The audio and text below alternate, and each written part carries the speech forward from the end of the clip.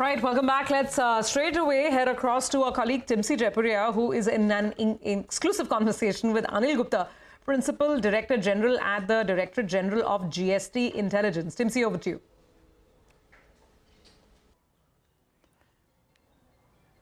Well, the Directorate General of GST Intelligence has detected the highest ever numbers of tax evasion cases, totaling approximately 6,084 cases involving over 2 lakh crore rupees of GST, which was evaded in FY24.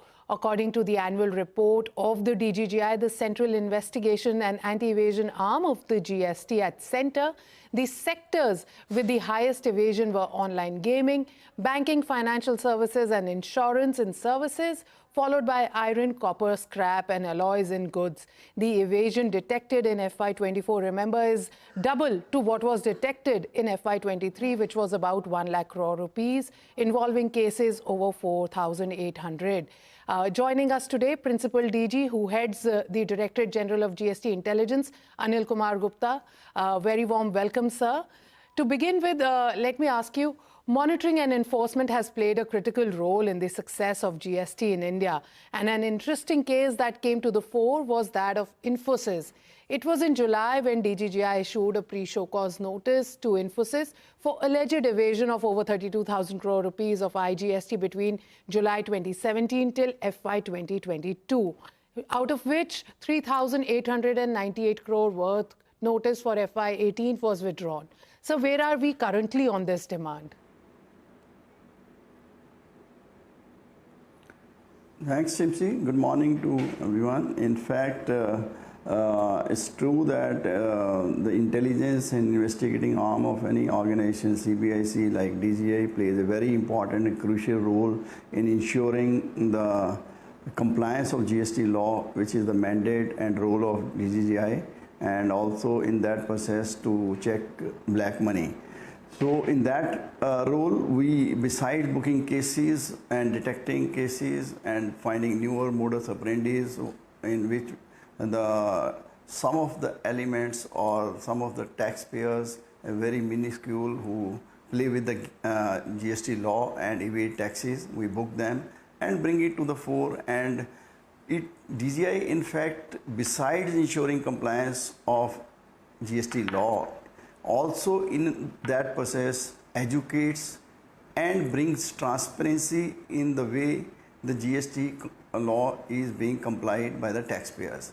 So as regards your question about Infosys, yes, Infosys is a long story. In fact, DGA was investigating this case since 2020. And in between, somewhere towards the beginning of this current financial year, about February, March, we came to know that state GST is also investigating into this case. And as per the mandate of the GST Council, that when multiple agencies are investigating a same taxpayer, in that process, we transferred the case to state GST authorities in April or so. But later on, there was some High Court matter in Karnataka High Court where Infosys has challenged the authority of the state GST authorities, and in that process there was a dialogue between the state and the center, and again this case came back to us towards the end of July 2024. But before that, state GST authorities had already issued a DRC-01A, which is a pre-show cause notice to Infosys of about 32,000 crore or so. But when the case came to us, we issued the DRC-01 since we are investigating that case. And the issue in brief is of import of services made by Infosys from their branch offices for execution of their export orders. So the matter as stands, of course, now for the remaining years from financial year 2018-19 onward, the issue is under examinations because the circular which Infosys claims that they're entitled to it, Circular 210 of GST Council, which was issued recently after the GST Council meeting in June 23. That is the issue in brief, whether that... So where are we currently on this demand, is available to Infosys or not. What is the current This status demand is of this? pending, and still because Infosys is to file a reply.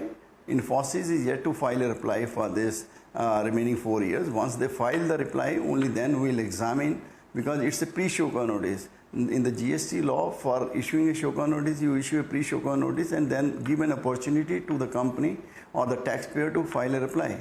Once the Infosys files the reply, we will examine, then accordingly decide on the matter.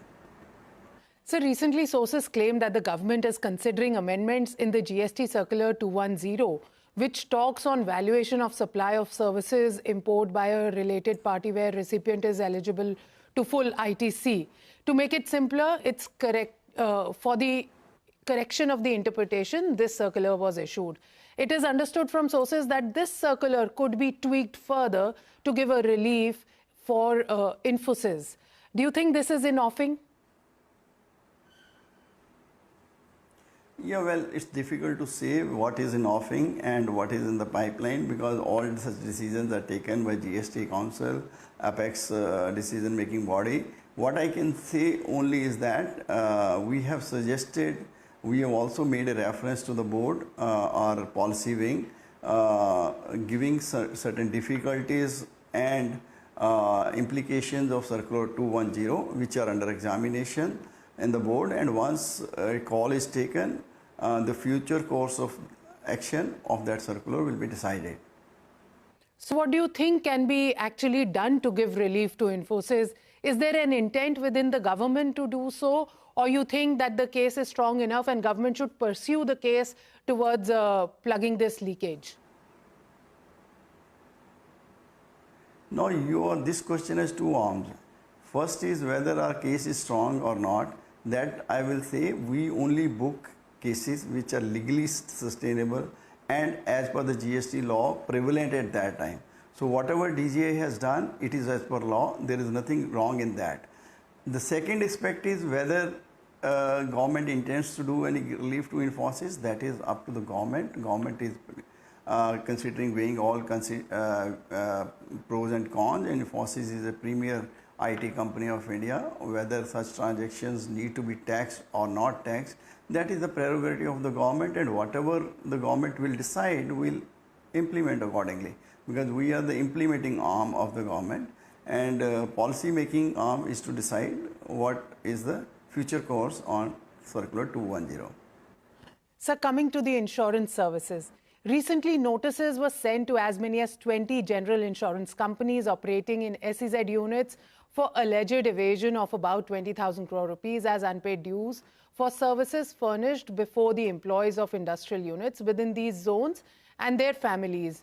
Companies such as HDFC Ergo General Insurance, Star Health and Allied Insurance, Cholamandalam, MS General Insurance, etc., they were issued notices for IGST dues alleging misuse of provisions that exempt certain SEZ services under Section 16 of the IGST Act. What is your view on this? Is there an intent in the government to clarify this issue? Or again, as I said, are you going ahead with this demand to plug this leakage of 20,000 crore rupees, making these insurance companies pay back? Yes, basically these are the supplies which insurance companies have made to the units located in SEZs, and normally a supply to SEZ is exempted, and that is what the insurance companies have taken the benefit. But however, when we found and went into details investigation of these insurance companies, we found these were not actually supplies to the SEZ units by the insurance company. It was in fact a supply for ensuring the life of the employees and their families, employees of the SEZ units and their family, which is not a supply per se to the SEZ unit, which is exempt. So this is clearly a taxable supply for which insurance companies are liable to pay. And let me place on record that some of them insurance companies are already paying tax on GST on this kind of a supply. And we also found that some of the insurance companies, while paying in one case, were not paying in another case. So this is as per the GST law, it is a clearly taxable supply, and for which we have our Mumbai Zonal Unit has investigated cases and issued show-cause notice to various insurance companies. So we saw the GST Council setting a lot of pending issues. They have settled, for example, for the insurance sector only. 53rd GST Council settled the cases where GST Council has taken note of the industry representations and clarified in favor of the insurance sector with respect to co-insurance, reinsurance, wreck and salvage, etc. Is this matter of IGST dues from the SEZ units covered in this particular clarity, or this is separate from what came in the GST Council? No, what 53rd GST Council meeting and the circulars thereafter had clarified, this current issue of supplies to SEZ is not covered under those clarification and was not the subject matter of discussion for those issues which were before the board or the GST Council. This is a separate issue, independent issue, which is not covered in those clarifications of co-insurance, reinsurance and other sectors.